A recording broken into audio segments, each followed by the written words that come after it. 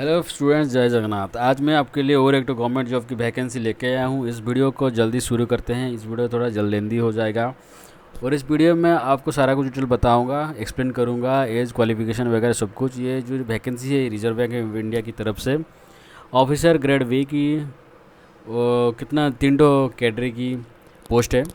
हर cadre में कितना vacancy में इस वीडियो में आपको सारा कुछ मिलेगा। तो चलिए शुरू करते हैं। स्क्रीन के सामने आपको देख सकते हैं इसका जो पीडीएफ फाइल रखा है मैंने। Reserve bank of India service board की तरफ से वैकेंसी है ऑफिसर पोस्ट ग्रेड बी की। किस पे ना, general cadre, DPR cadre, DSM cadre, तीनों की कैडरे की वैकेंसी है। Probation period, on probation period की आपका वैकेंसी रहेगा। 2 साल की प्रोबेशन पीरियड वगैरह रहेगा। उसके बाद आपका जॉब पोस्ट दिया जाएगा आरबीआई की तरफ से। चलिए वैकेंसी में बात करते हैं। ऑफिसर में जनरल कैडर में आपका 83 वैकेंसी है। डीपीआर कैडर में आपका 17 वैकेंसी। डीएसएम कैडर में आपका 20 वैकेंसी। टोटल मिला के आपका 120 वैकेंसी रहेगा आरबीआई की तरफ से। इसमें आपका रिजर्व कैडर कैटेगरी की वैकेंसी वगैरह है, आप वीडियो पॉज करके भी देख सकते हैं। इसका जो मेन पॉइंट है, इसका जो ओपनिंग डेट कितना कौन सा है, ओपनिंग डेट है इसका 10 सितंबर से चालू हो गया है। 10 सितंबर से शुरू हो गया है, तो आप अभी जाके ऑनलाइन फॉर्म भर सकते हैं। उसके बाद इसका जो लास्ट डेट है सितंबर 30 तक रहेगा। ऑनलाइन एग्जामिनेशन का टेंटेटिव शेड्यूल भी निकाला है आरबीआई ने। तो ऑनलाइन एग्जाम में जो जनरल कैडेट के हैं उनके लिए 18 अक्टूबर में प्रिलिमिनरी होगा। उसके बाद 6 दिसंबर में मेन रहेगा। डीपीआर कैडर में आपका 19 अक्टूबर में प्रिलिमिनरी रहेगा। 7 दिसंबर में मेंस रहेगा। डीएसएम कैडर में वही सेम 19 अक्टूबर में प्रिलिमिनरी रहेगा। दिसंबर 7 में मेंस वगैरह रहेगा। एग्जामिनेशन बारे में मैं डिटेल बताऊंगा। पहले देख लेते हैं इसका एज क्राइटेरिया क्या रहेगा। इसमें 21 एज मिनिमम रखा गया है। उसके बाद 30 एज मैक्सिमम रखा गया है। एज रिलैक्सेशन वगैरह भी आरबीआई की तरफ से दिया जाएगा। SC/ST कैंडिडेट के लिए 5 ईयर की एज रिलैक्सेशन है। 3 ईयर की एज रिलैक्सेशन ओबीसी के लिए है। उसके बाद 5 ईयर की एज रिलैक्सेशन जो भी गवर्नमेंट सर्विस एक्स एम्प्लॉय है वो अप्लाई करना चाहते हैं तो उनके लिए 5 ईयर की एज रिलैक्सेशन है। और एक्स सर्विसमैन जैसे कि कमीशन ऑफिसर की पोस्ट कैंडिडेट है, अगर अप्लाई करना चाहते हैं तो उनके लिए भी 5 ईयर की एज रिलैक्सेशन रहेगा। पीडब्ल्यू कैंडिडेट के लिए 10 साल की एज रिलैक्सेशन रहेगा। अभी देखते हैं इसका मिनिमम एजुकेशन क्वालिफिकेशन क्या रहेगा। एजुकेशन क्वालिफिकेशन जनरल कैंडिडेट में, ऑफिसर में ग्रेजुएशन इन एनी डिसिप्लिन रखा गया है। तो कोई भी बीटेक एंड बीएससी कैंडिडेट कोई भी ट्रेड में अगर आपका क्वालिफिकेशन रहेगा 60% pass mark general candidate and 50% pass percentage SC/ST PW and PWD candidate वो अप्लाई कर सकते हैं ऑफिसर जनरल कैडर में। अगर आपका पोस्ट ग्रेजुएट क्वालिफिकेशन है वो भी अप्लाई करेंगे।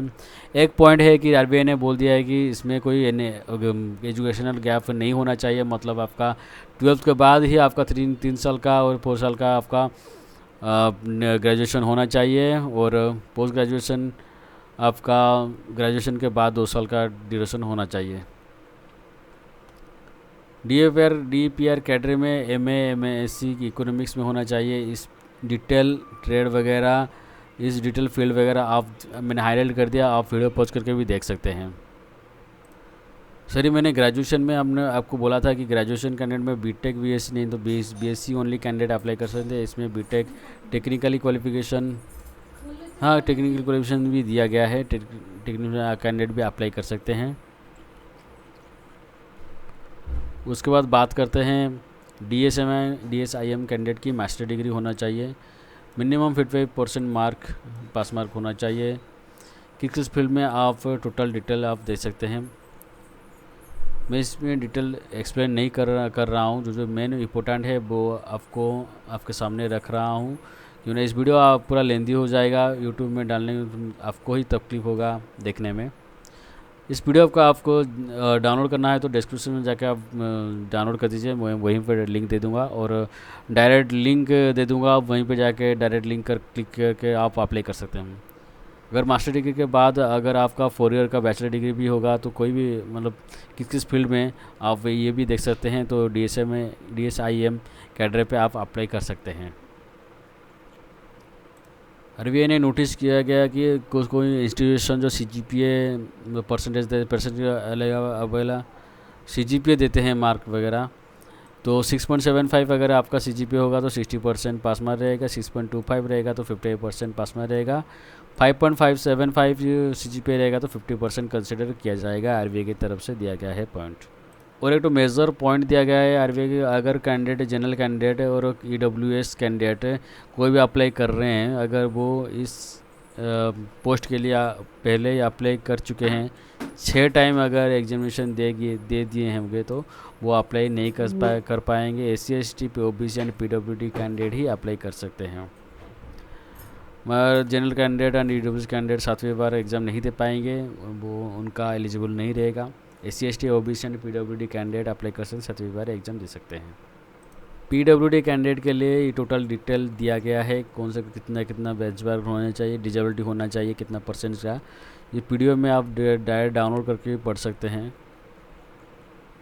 स्कीम ऑफ एग्जामिनेशन में बता देता हूँ, फेज़ 1 का होगा और फेज़ 2 का होगा, और थर्ड में आपका इंटरव्यू वगैरह रहेगा। उसके बाद आपका प्रोबेशन पीरियड 2 साल का रहेगा, उसके बाद आपका जॉब पोस्ट दिया जाएगा। फेज़ 1 फेज़ 2 में आपको डिटेल सारा बताऊँगा। आरबीआई ने और एक तो नोटिस किया गया कि आपका प्री एग्जामिनेशन ट्रेनिंग वगैरह रहेगा, जैसे ये रहता है कोई गवर्नमेंट एग्ज़ाम में, तो ये फेज़ 1 के बाद आपका प्री एग्जामिनेशन फेज़ 2 के लिए रहेगा। आप उसके लिए फॉर्म भर सकते हैं, मैं नीचे दिखा दूंगा कौन सा फॉर्म है, क्या क्या भरना है। एप्लीकेशन फ़ी वगैरह आपका एससी एसटी पीडब्ल्यू कैंडिडेट कितना, मतलब 118 100 प्लस 18% जीएसटी देना पड़ेगा। General and OBC WS 50 plus 18% GST देना पड़ेगा। आरबीआई स्टाफ वालों के लिए कोई भी चार्जेस नहीं रहेगा, वो एप्लीकेशन फ़ी वगैरह उनको नील है। तो mode of application only online mode of application रहेगा। उसके बाद देखते हैं पे स्केल लेवल, ये मेज़र है। पे स्केल लेवल आपका 78,450 पर मंथ का बेसिक पे रहेगा। जैसे कि आप देख सकते हैं 16 ईयर में आपका बेसिक पे बढ़ के 1,41,600 तक जाएगा। कितना रिक्रूटमेंट यहाँ पे दिया गया है, उसके साथ आपका अलाउंसेस वगैरह सब कुछ अलाउंसेस वगैरह मिलेगा, जैसे कि आरबीआई की तरफ से बैंक तरफ से दिया जाता है। टोटल मिला के आपका 1,50,374 पर मंथ का ग्रॉस पेमेंट वगैरह आपको मिल जाएगा। हाउस रेंट वगैरह भी आपका 50% पे वगैरह आपको मिल जाएगा। एप्लीकेशन फॉर्म अप्लाई करने का प्रोसीजर क्या रहेगा आप देख सकते हैं स्क्रीन में। आपका www.rbi.org.in पे जाके अपॉर्चुनिटीज.rbi पे क्लिक करेंगे। उसके बाद करेंट वैकेंसी में क्लिक करेंगे, मैं हाईलाइट कर लेता हूँ।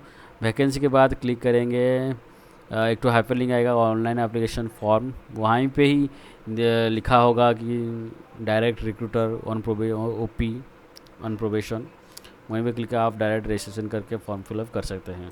स्कीम ऑफ एग्जामिनेशन सिलेक्शन वगैरह में थोड़ा बहुत कुछ बता देता हूँ, इतना तो एक्सप्लेन नहीं करूँगा। फेज़ 1 में आपका ऑनलाइन एग्जामिनेशन प्रीलिमिनरी होगा, जैसे कि इतना general awareness, English language, cognitive reasoning phase 1 में आपका हो जाएगा हर कैटेगरी में। उसके बाद फेज़ 2 में आपका शिफ्ट वाइज एग्ज़ाम रहेगा, जैसे कि फेज़ 2 में आप देख सकते हैं पेपर 1, पेपर 2, पेपर 3 रहता है। तो पेपर 1 में एक ठो शिफ्ट एग्जामिनेशन होगा, पेपर 2 एंड पेपर 3 और दूसरा शिफ्ट एग्जामिनेशन होगा।